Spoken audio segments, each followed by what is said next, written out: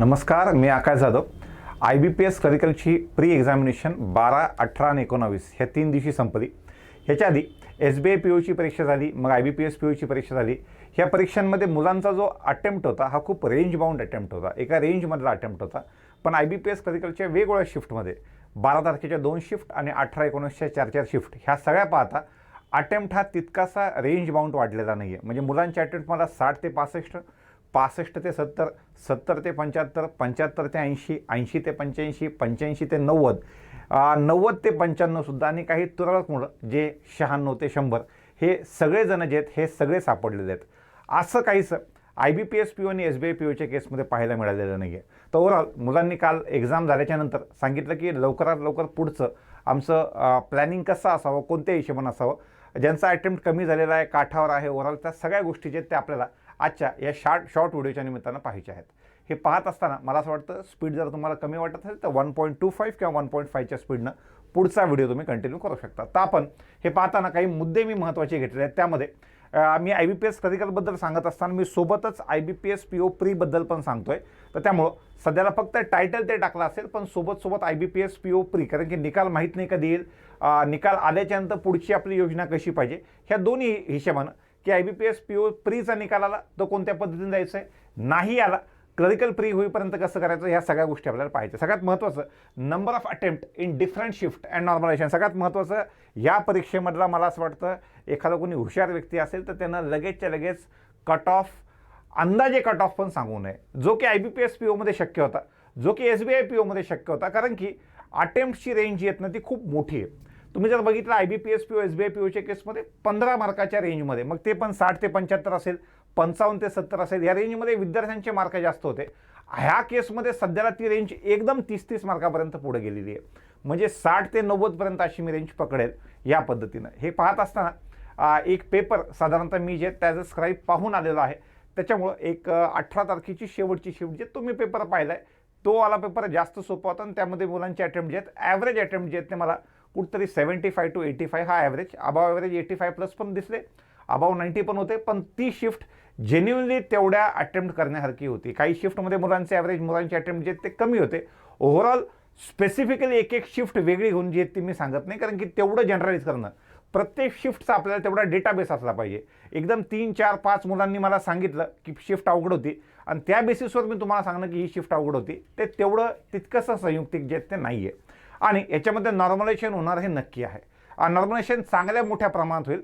Normalisation होत असताना त्याचा अर्थ नीट समजून घ्या की नॉर्मलायझेशन होत असताना सगळ्यात महत्त्वाचा फॅक्टर हा तुमचा ॲक्युरसी कधीच नसतो. नॉर्मलायझेशनचा सगळ्यात महत्त्वाचा फॅक्टर असतो तुमच्या शिफ्टमध्ये जे ॲव्हरेज मार्क्स येत आहेत, तर शिफ्टचा ॲव्हरेज हा सगळ्यात मोठा फॅक्टर जो तो त्या ठिकाणी असतो. आता त्यामुळं तो वाला पार्ट तुमचा होणार आहे. त्यानंतर who should start preparing for mains. माझं असं म्हणणं आहे की क्लरिकल मेन्ससाठी कुणी तयारी करावी. माझं असं म्हणणं आहे सगळ्यांनीच तयारी करावी.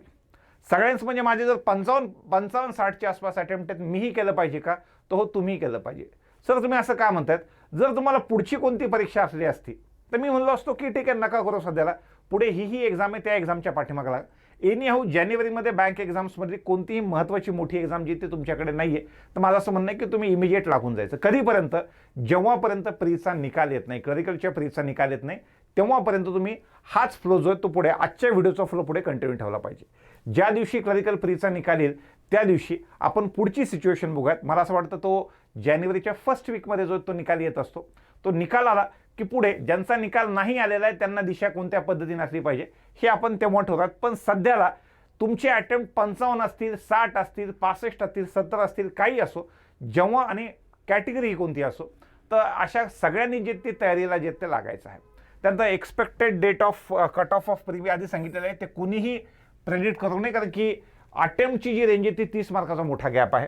आणि डेट ऑफ रिझल्ट ही जानेवारीच्या पहिल्या आठवड्यात 2, 3, 4, 5, 6 तारखेपर्यंत कधीतरी एखाद्या वेळेस लगेच रिझल्ट जो तो येऊन जाईल. मेन्सची एक्सपेक्टेड डेट मी ऑलरेडी तुम्हाला कन्वे केलेली आहे, ती 22 जानेवारी असू शकते.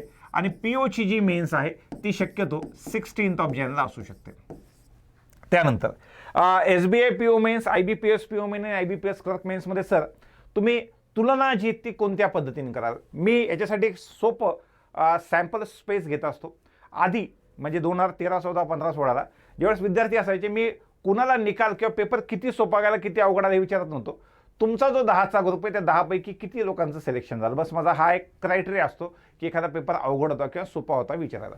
SBI PO प्रीचा ज्या दिवशी निकाल लागला त्या दिवशी मी असं सॅम्पल स्पेस वेगळं घेतला, तर त्यांनी सांगितलं आमच्या 10च्या ग्रुपमध्ये 1, 10च्या ग्रुपमध्ये 2 आणि जास्तीत जास्त 10च्या ग्रुपमध्ये आम्ही 3 जण जे आहेत ते आमच्यापैकी पास झाले. 10पैकी 1, 10पैकी 2, 10पैकी 3.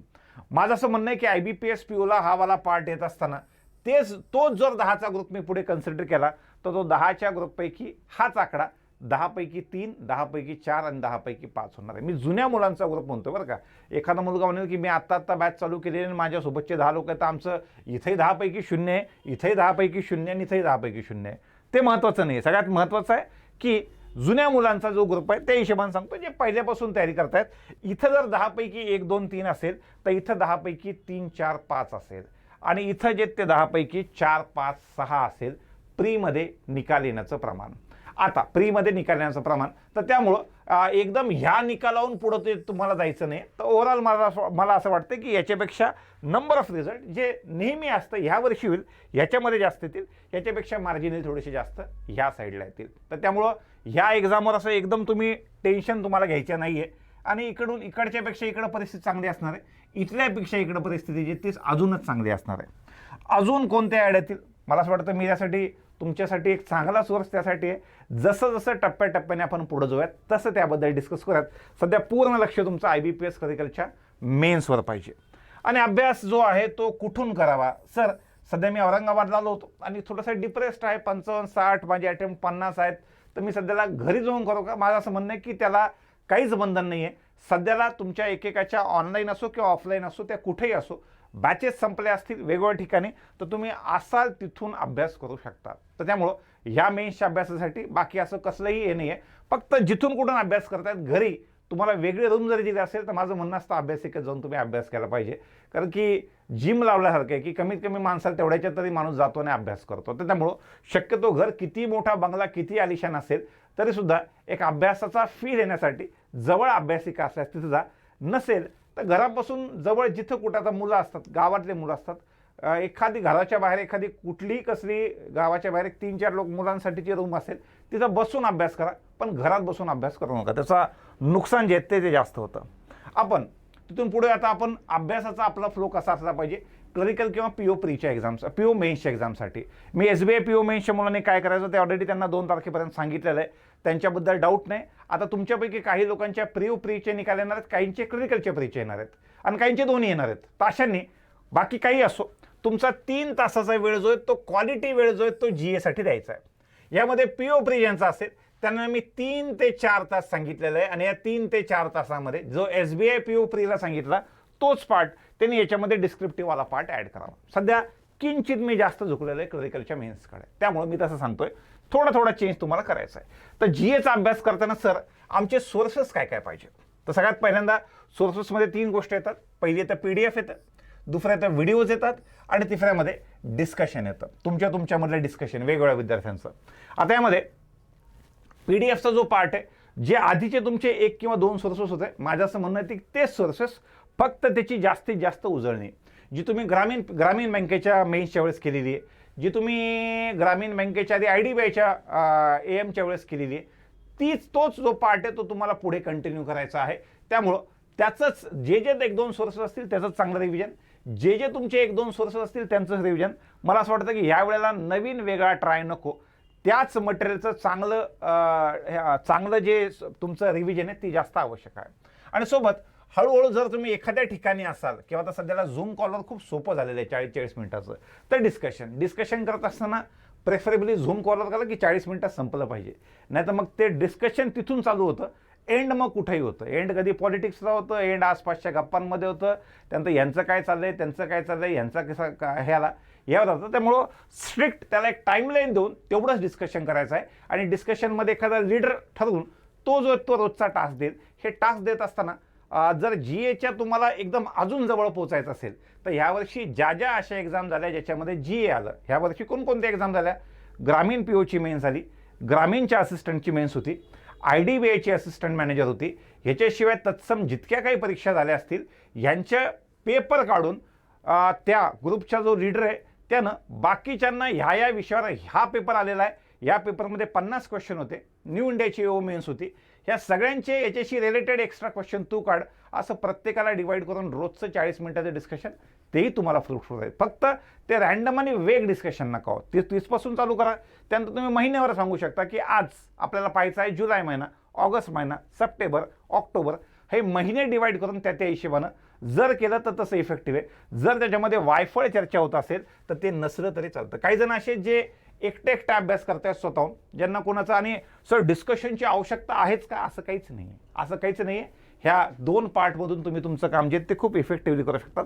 पण जे लोक एनी हाऊ ग्रुपमध्ये कनेक्टेड आहेत, ह्या दिवसात कसं होतं की एकदम एकटेपणा वाटायला लागतो अभ्यासाचा, तर तो एकटेपणा घालवण्यासाठी कमीत कमी आपल्याला थोडंसं बरं वाटावं म्हणून सुद्धा तो डिस्कशनचा पार्ट तुम्ही तुमच्या तयारीमध्ये ॲड करू शकता. दुसरा पार्ट येतो बघा, सर मेमरी बेस्ड पेपर की फुल लेंथ पेपर्स. माझं असं म्हणणं आहे की दोन्ही स्टार्ट करत असताना हे आणि नंतर जे ते म्हणजे फुल लेंथ म्हणजे सोबत सेक्शनल बनाले नंतर हे. सर असं का? सध्या वेगळ्या मुलांची क्वांट, रिझनिंग, इंग्लिश किंवा असे डाऊट्स घेत असताना ज्यावेळेस मी हे मॉकमधले क्वेश्चन्स घेतो आणि ॲक्च्युअल मेन्सचे पेपर पाहतो. आता तुम्ही जर पाहिलं असेल, मी यातली प्रत्येक मॉक IBPS क्लर्क मेन्स असेल, SBI क्लर्क मेन्स असेल, आता रिलेटेड तत्सम RRBची PO मेन्स असेल, ह्या प्रत्येक मॉकचे पेपर मागच्या 3 वर्षापासून जेव्हापर्यंत डिफिकल्टी लेवल एक्झामची वाढली आहे ही दरवर्षी पाहतो. मला त्याच्यामध्ये आणि तुमच्या प्रॅक्टिस मॉक आणि ऑलिव्हबोर्डच्या टेस्टच्या डिफिकल्टी लेवलमध्ये खूप तफावत दिसते. त्या टेस्ट जेन्युइनली चांगल्या आहेत. कुणासाठी? त्या टेस्ट जे जुने मुलं आहेत त्यांच्यासाठी चांगल्या आहेत. यार अशा शेवटच्या महिन्याभरामध्ये असा एखादा मुलगा आहे जो तयारीला लागला होता आणि त्याची प्रीची एक्झाम येणार आहे, असे ते देणं म्हणजे स्वतःला डिमोटिवेट करून घेतल्यासारखं आहे. त्यामुळं पहिला जो तुमचा फोकस असला पाहिजे, येस डेफिनेटली त्या सगळ्या टेस्ट चांगल्या आहेत, पण स्टार्ट करत असताना इथपासून स्टार्ट करा. अहो सर, तुम्ही तुमच्या आधीच्या व्हिडिओजमध्ये इतक्या वेळेस मेमरी बेस्ड पेपरवर फोकस केला होता की माझं ते झालं आहे. माझं 18-19-20चे माझे 18-19-20चे IBPS clerk mains, SBI clerk mains आणि RRB PO मेन्स, हे 3 का सांगतोय?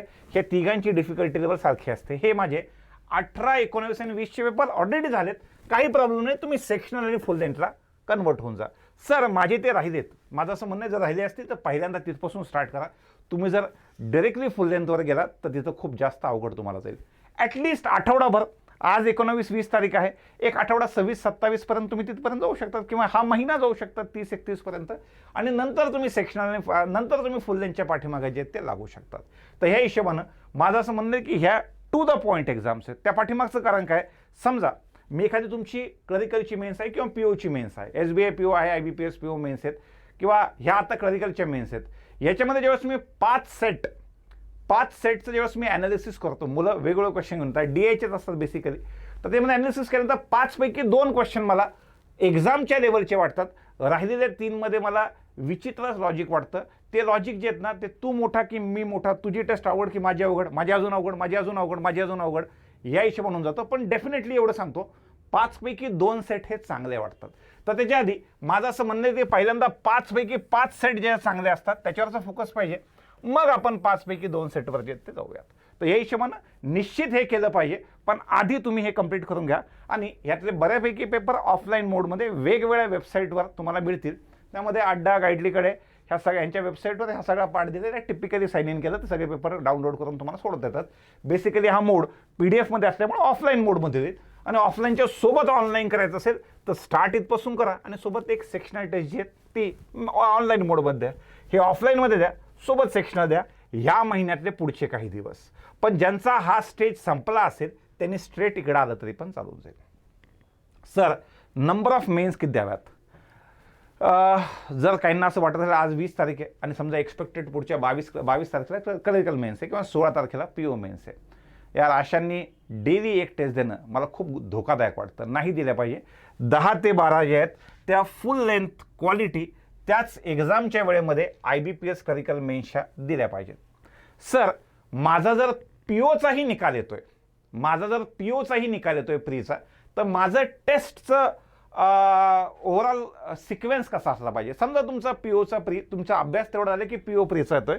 मी 12 टेस्ट का सांगितल्या? माझं म्हणणं आहे की वीकली 3 टेस्ट होतात, वीकली 3 होत आहेत. ज्यांचा POचा निकाल येतोय त्यांनी 2 जे आहेत आठवड्यातून IBPS PO मेन्स द्या आणि 1 जी आहे ती IBPS क्लर्क मेन्स द्या. काही फरक पडत नाही. पीओ मेन्सच्या निमित्तानं क्लरिकल मेन्सची तयारी होऊन जाते. वीकली 3 जे आहेत, ह्या 12 पैकी वीकली 3 जे आहेत, ज्यांचा पीओचा प्रीचा निकाल येतोय या हिशोबाने चालू द्या. पीओवाल्यांना काय मायनर चेंज सांगितलंय की त्यांनी अभ्यास करताना जे आहेत थोडंसं डिस्क्रिप्टिव्ह लागेल तर इकडचा पार्ट वाढवला पाहिजे. त्याच्यानंतर काही जण म्हणतील सर ह्या दिवसामध्ये गाईडलीचे PDF सोडू का? जशा तुमच्या एक्झामचा शेड्यूल संपला मी सगळ्यांकडून तुमच्याकडून ते सॉल्व्ह करून घेणार आहेत, पण सध्या नाही. सध्या बेसिक तुमचा जास्तीत जास्त वेळ जे आहेत ना हा ऑनलाईन प्रॅक्टिसलाच गेला पाहिजे. ऑनलाईन प्रॅक्टिसलाच गेला पाहिजे. आणि सर ह्याच्यासाठी हा व्हिडिओ संपल्याच्यानंतर तुम्ही डेली काउन्सिलिंग कधीपासून चालू करणार? मला फक्त आजचा आणि उद्याचा वेळ द्या. आजचा आणि उद्याच्या वेळ दिला हा बघितल्यानंतर व्हिडिओ बघितल्यानंतर तुमचे पॉईंट लिहून घ्या. त्याच्यानंतर आज 20-21 झालं की 22पासून एक इव्हनिंग मी 4-5 पासून मी तुम्हाला वेळही सांगतो. त्यावेळेपासून मी माझी काउन्सिलिंग जी ती स्टार्ट करेन. कारण काउन्सिलिंग ही सगळ्यांसाठी आहे, ती फक्त माझे विद्यार्थी आहे हे आहे ते मी तुम्हाला तुमचं ओळखही विचारत नाहीत. अशा केसमध्ये मी ती स्टार्ट करतो. पण डेली काउन्सिलिंगला थोडासा फक्त वेळ देऊन टाका. आजचा आणि उद्याचा वेळ देऊन टाका. पुढे या. इथून पुढे SOचे काही मला लेक्चर्स बनवायचे आहेत तर त्यासाठी लागेल. सर मी फ्रेशर्स आहे, मी पहिल्यांदा आलेलो आहे, मी पहिल्यांदाच माझी प्री निघती आहे, मागच्या वर्षीची प्री मी दिलेली नाही आहे. अशांनी काय काय गोष्टींचं लक्ष द्यायचं आहे बघा. असं खूप जणांकडून की मागच्या वर्षी नव्हती दिली, हाही माझी मी जानेवारी फेब्रुवारी मार्च एप्रिलमध्ये अभ्यासाला लागलो, यावर्षी निघाली. मागच्या वर्षी दिली होती सर, पण मागच्या वर्षी क्लरिकलची प्री निघाली नव्हती. ह्या वर्षी निघण्याचे चान्सेस आहेत कारण की मी चांगला अभ्यास केला आहे. अशांनी एकदम चालू करताना फुल लेंथ मॉकपासून चालू करू नका. अशांनी चालू करताना पहिल्यांदा मेमरी बेस्डपासून चालू करा. सर तुम्ही आधीच सांगितले होते माझे ते कंप्लीट आहेत, मग ॲटलिस्ट आठवडाभर जर हे कंप्लीट असेल तर हळूहळू सेक्शनल मॉकपासून चालू करा. सर हे सेक्शनल मॉक कोणकोणते दिले पाहिजेत? क्वांट आहे, LR आहे आणि इंग्लिश आहे. याच्यामध्ये डेली 2-2 ही एक हे बघा, हा पहिला दिवस, हा दुसरा दिवस, हा तिसरा दिवस, या हिशोबानं पहिला दुसरा आणि हा तिसरा या पद्धतीनं इंग्लिशची जे त्या क्वांट आणि रिझनिंगच्या 2 टेस्टच्या पाठीमागं इंग्लिशची एखादी पण चालून जाईल. इंग्लिशमध्ये खूप टेस्ट दिल्यानं मार्क वाढत नाहीत, तर ह्या हिशोबानं तुमचं चालून जातं. तर सेक्शनं जे आहेत ह्या मॉक तुम्ही दिल्या पाहिजे.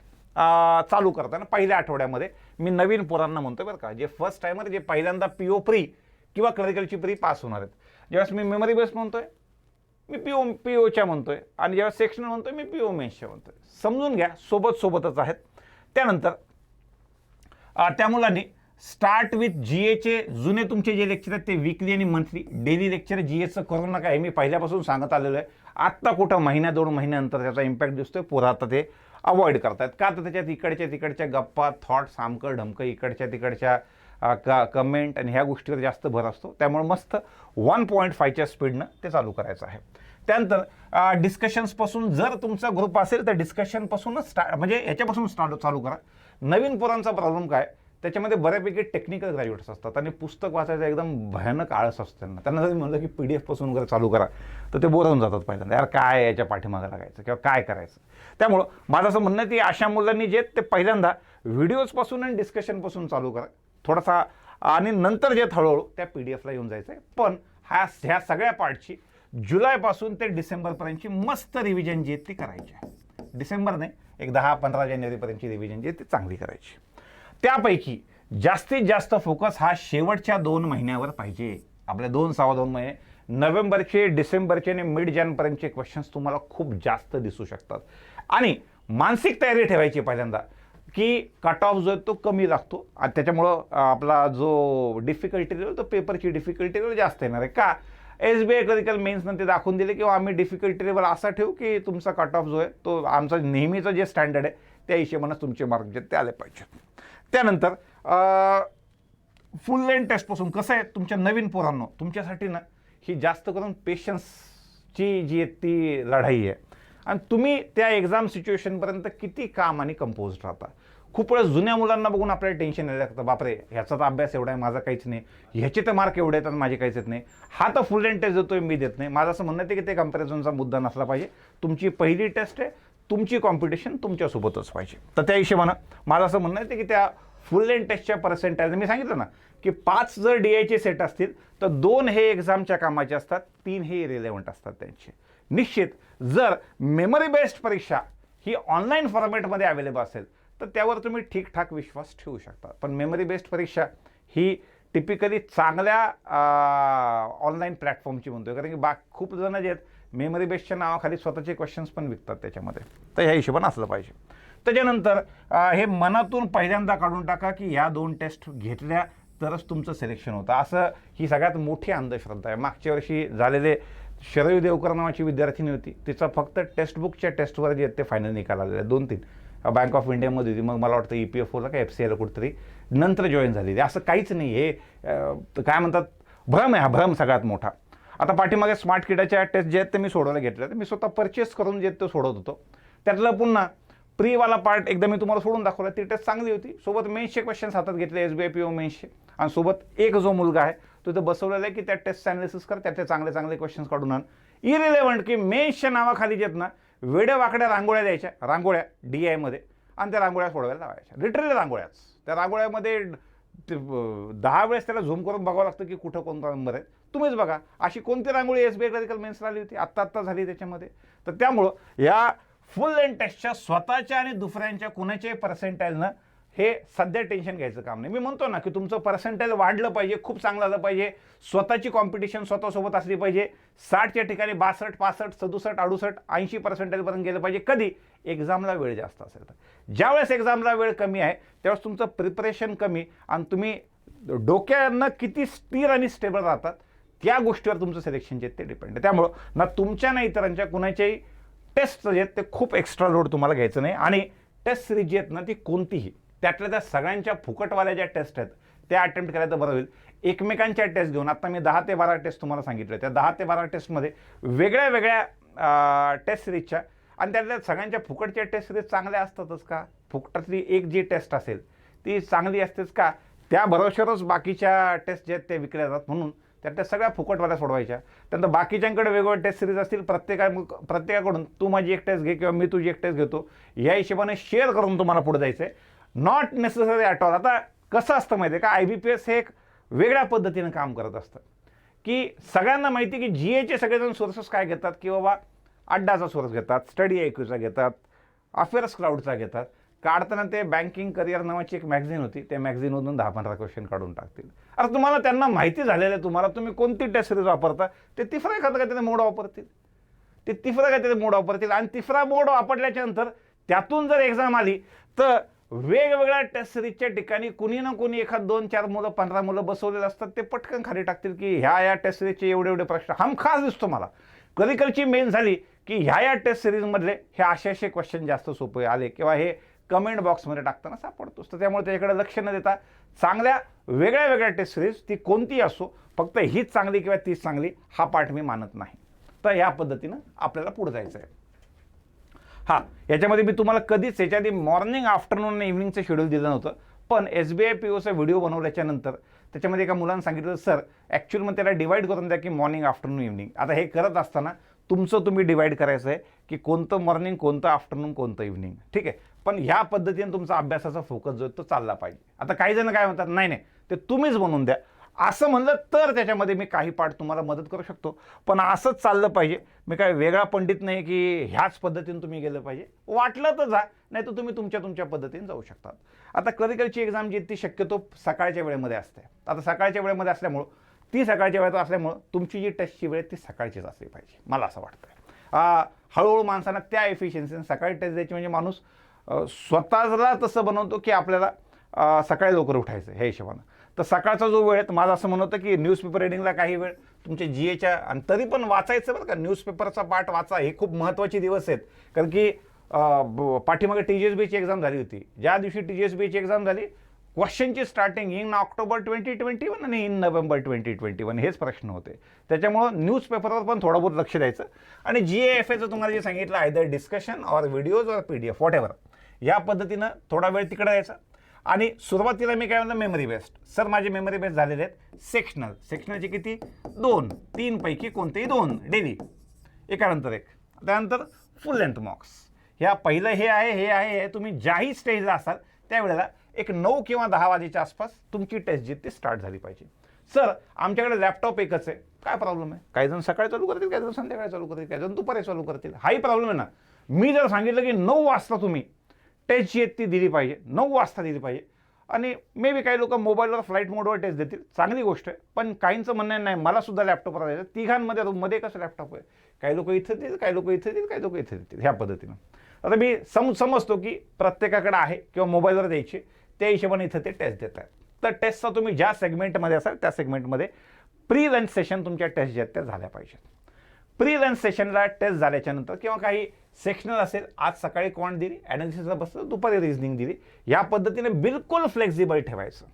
ह्या टेस्ट दिल्याच्या नंतर त्याचं मस्त ॲनालिसिस जे आहे, thorough analysis of mock test, हे दुपारी पण चालू शकतं आणि त्याच्यानंतर अजूनही बाकी असेल तर सकाळी झालेल्या टेस्टचं ॲनालिसिस संध्याकाळपर्यंत चालू शकतं. काही नाही झालं, इथलं ॲनालिसिस क्वांटचं ॲनालिसिस दुपारी केलं, रिझनिंगचं ॲनालिसिस संध्याकाळी केलं. समजा 2 टेस्ट दिला, रिझनिंगचं ॲनालिसिस दुपारी केलं, इंग्लिशचं ॲनालिसिस संध्याकाळी केलं.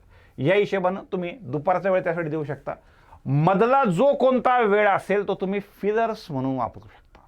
सोबत आपापल्या शीट्स किंवा मोबाईलमध्ये PDF असतात, समजा काही ना काही पार्ट ठेवायचा आहे.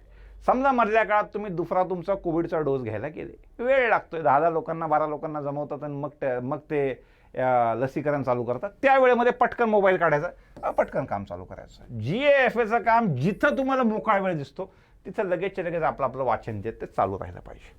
ह्या हिशोबानं चालू द्यायचं आहे. आणि सोबत थोडंसं एक्स्ट्रा वेळेवर तुम्ही इंग्लिशला पण काढा. मला असं वाटतंय त्या पाठीमागचं कारण सगळ्यांना माहिती आहे की 2-2.5 वर्षापासूनचा पॅटर्न सगळ्यांना माहिती आहे. इंग्लिश सोपं येतं आहे. GA स्कोरिंग आहे, जे मागच्या काही दिवसापासून नाही आहे समजा, पण GA आहे, कारण की GAला शेवटी वेळ दिला पाहिजे. सर तुम्हीच तर म्हणत होते की 1 तासापेक्षा जास्त वेळ देऊ नका. हो, ज्या वेळेला एक्झामला वेळ खूप जास्त होता, आता जो आहे तो GA तुमचा प्रायोरिटीवर आला पाहिजे. त्यामुळे सगळ्यात जास्त वेळ पण मी त्या सेक्शनला सांगितलं आहे, 3 तास सांगितले आहेत, कमीत कमी 3 तास. तर या हिशोबानं GA आहे, इंग्लिश आहे आणि POच्या मुलांना डिस्क्रिप्टिव्ह आहे. त्याच्यावरचा आपला फोकस जो आहे तो जिथं वेळ मिळतोय तो वेळ तुम्हाला त्याच्यासाठी जो आहे तो वापरायचा आहे. आणि तर त्या हिशोबानं मॉकचं सकाळी झालेलं मॉकचं दुपारी ॲनालिसिस करायचं, संध्याकाळी संपेपर्यंत करायचं. या हिशोबानं त्याच्यानंतर एक्स्ट्रा प्रॅक्टिस जी ती DIची तुम्हाला चालू द्यायची आहे, अरिथमॅटिकची चालू द्या, सेटिंग पद्धतीची चालू द्या. ह्या मेमरी बेसमध्ये जे आलेले क्वेश्चन्स आहेत त्याची प्रॅक्टिस करा. या दिवसामध्ये कृपा करून ज्यांना फक्त क्लरिकल करायचं आहे त्यांनी ज्यांना फक्त क्लरिकलची करायचं त्यांनी IBPS PO मेन्स आणि SBI PO मेन्सच्या पाठीमागे किंवा त्यांच्या पेपरला बघू नका. ह्या 2 परीक्षांमुळं बँकिंगची एक्झाम खूप बदनामी, यांची डिफिकल्टी लेवल जास्त असल्यामुळं सगळ्या परीक्षा अवघड वाटतात. ह्या दोघांची डिफिकल्टी लेवल खूप जास्त आहे. ज्यांना IBPS द्यायची स्ट्रेट तुम्ही पुढे जाऊ शकता, पण जे फक्त क्लरिकल मेन्सची एक्झाम देत आहेत त्यांनी ह्यातले क्वेश्चन दिसले की थोडंसं इग्नोर करा सध्याला, जे फक्त क्लरिकल मेन्स देऊ इच्छितात. कारण की मी SBIचाही पेपर पाहिलेला आहे, आत्ता झालेला आहे ह्या वर्षीचा, तो खूप एक्स्ट्रा डुएबल होता. फक्त मुलं काय होतात, जागेवर पॅनिक होतात. त्यानंतर त्यामध्ये कॅल्क्युलेशन्स कमी असतात. सध्याला मी क्लरिकल मेन्सचं तुम्हाला सांगतो, कॅल्क्युलेशन कमी असतात. ह्याच्या उलट ज्यावेळेस मी तुमच्या मॉकचे पेपर पाहतो, भयानक कॅल्क्युलेशन. एकात पहिल्यामध्ये डेटा दिलेला आहे, ह्याला दुसऱ्यामधला डेटा घ्या, तिसऱ्यामधला घ्या, तिघांचा गुणाकार करा, ते एवढे टक्के, पुन्हा चौथा काढा.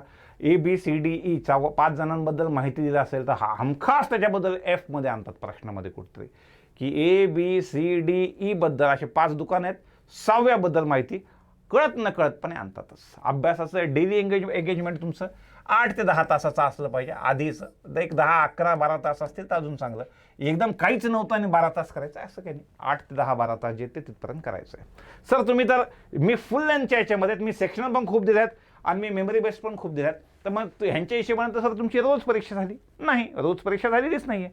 तुम्ही अशा वेळेस मेमरी बेस्ड एक चांगला पेपर दिला तर इथं दिल्याच्यानंतर दुपारी संध्याकाळी ॲनालिसिस केल्यानंतर तेवढं ॲनालिसिस नाही झालं, दुसऱ्या दिवशी सकाळी पुन्हा ॲनालिसिस स्टार्ट करा. पुन्हा मेमरी बेसच्या तुम्ही फुल लेंथ टेस्टच्या सोबत त्यासोबत सेक्शनल टेस्ट काही द्या, क्वांट रिझनिंगच्या या हिशोबाने चालू द्या. या DIची, अरिथमॅटिकची, सिटिंग पझलची, क्रिटिकल रिझनिंगची चांगली प्रॅक्टिस करा. क्रिटिकल रिझनिंगची 200 प्रश्नांची मी तुम्हाला PDF आधी टाकलेली आहे, आपल्या ABDवर पण टाकलेली आहे, त्याचा वापर करा. ती जी PDF आहे ती इंग्लिश मराठी, इंग्लिश आणि हिंदी दोघांमध्ये पण दिलेली आहे, ते पहा. त्यानंतर आता ज्या पद्धतीनं खूप लोकांचा स्क्रोलिंगचा इश्यू आला, तो इश्यू पुढे येऊ नये म्हणून तिथं कसं सोडवायचं आहे. कारण कसं होतं, स्क्रोलचा जो पार्ट आहे एक तर त्याला धरून आपण खाली ओढतो, ही पहिली पद्धत. धरून आपण खाली ओढतो खालचे ऑप्शन दिसण्यासाठी, BCDE ऑप्शन दिसण्यासाठी, किंवा वरती इथून इथं तो स्क्रोल आहे फक्त खाली आपण टिक करतो, खाली टिक केलं की ऑटोमॅटिकली CDE दिसतं. त्या हिशोबानं दोन्ही पद्धतीनं तुमची जी प्रॅक्टिस आहे ती प्रॅक्टिस चालली पाहिजे. ओव्हरऑल ह्या पद्धतीनं आहे. त्याच्यानंतर समजा सर माझी क्लरिकलची प्री निघाली नाही, तुम्ही म्हणतात 55च्या अटेम्प्टला, 60च्या अटेम्प्टला, 65च्या अटेम्प्टला, जर माझी प्री निघाली नाही तर पुढचं माझं टार्गेट काय पाहिजे, कसं पाहिजे, मला असं वाटतं आपण यावरचं एकदम डिटेल डिस्कशन जे आहेत ते 1 तारखेच्या लेक्चरला करूयात. मधून सध्याला मी अभ्यासाचे, स्टडी प्लॅनचे व्हिडिओज हे जास्त समोर आणत जाईल. त्या पाठीमागचं कारण पुढच्या आठवड्यामध्ये 4 मेन्स आहेत. तुमची एसओची मेन्स आहे पुढच्या महिन्यामध्ये, 4 मेन्स आहेत. एसओ मेन्स आहे, करिकल मेन्स आहे, पीओ मेन्स आहे, SBI पीओ मेन्स आणि IBPS पीओ मेन्स. तर थोडंसं स्टडी रिलेटेड जो पार्ट आहे तो एक मे बी आठवड्याला एकदा, 10 दिवसाला एकदा हा आणत जाईल.